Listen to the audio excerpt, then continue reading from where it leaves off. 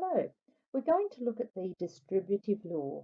You do not need to write any of the first part into your books. I will tell you at the end of the video what notes to put into your books.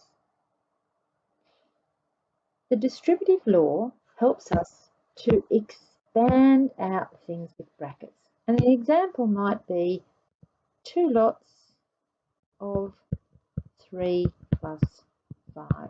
Now, the first thing I need to tell you is that mathematically we're going to hide away this multiplication sign here. So we can write this question as 2 lots of 3 plus 5, but we know there's a little multiplication sign hiding away in there.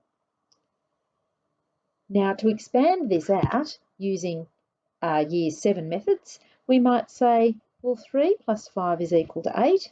And 2 times 8 is 16. So we do know that the answer to this question is 16. But I'm going to show you a slightly different way to expand this out or to get rid of the brackets. And that's first of all by drawing a picture.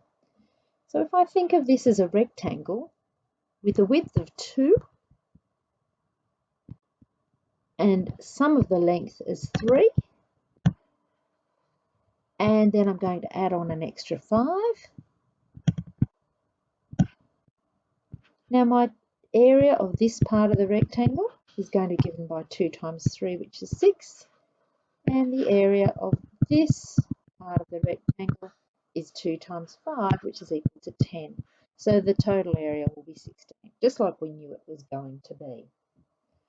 So when I have written it out in this way, I've got my 2 here, I've got my 3 here, I've got my 5 here.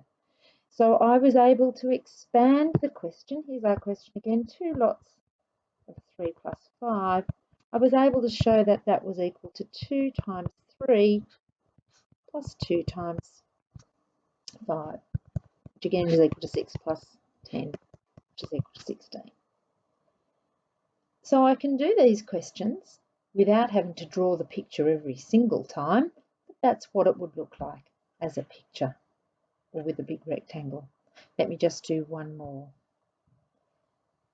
My next question, let's say I've got 3 lots of 5 plus 2. So as a picture, it might look like this, 3 times 5,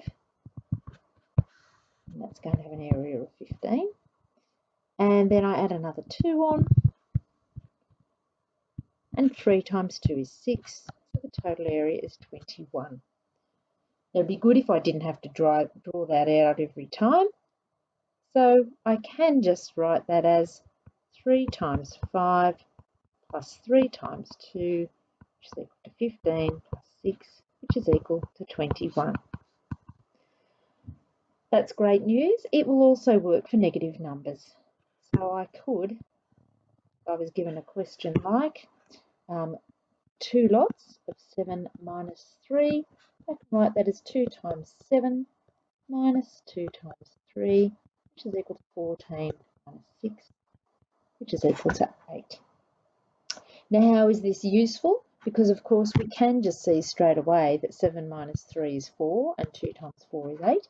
So there was an easy way to do it. Well, it becomes useful when we don't know some of the lengths. So say I was given a question like 3a plus 6, I could say that that's equal to 3 times a plus 3 times 6, which is equal to 3a plus 18. So I have expanded it, I've gotten rid of the brackets, and I've got an answer there. And I didn't need to know the value of a. So what would I like you to put in your books? In your books, I'd like you to have the heading, the distributive law, and today's date, whatever that might be. And we're going to put our examples. So example 1, we said that 2 lots of 3 plus 5 is equal to 2 times 3 plus 2 times 5, which is equal to 6 plus 10. is equal to 16. So don't, if you have to pause the video to write that up, pause the video, write that up. We have our second example, which was that 3 lots, 5 plus 2 is equal to 3 times 5 plus 3 times 2, which is equal to 15 plus 6, which is equal to 21. And we had our third example, which had a minus sign in it, and we had 2 lots of 7 minus 3 is equal to 2 times 7 minus 2 times 3, which was equal to 14 minus 6, which was equal to 8. I'm going to give you one more example before you go on to the next video, because it's handy when we have our letters and we used our examples. 3 lots of A plus 6 is equal to 3 lots of A plus 3 lots of 6, which is equal to 3A plus 18. Once you've got those examples written in your book, go to the next video, which is going to do more of this type of question for you using some boxes, and then get you to practice those types of questions. Good luck with the distributive law.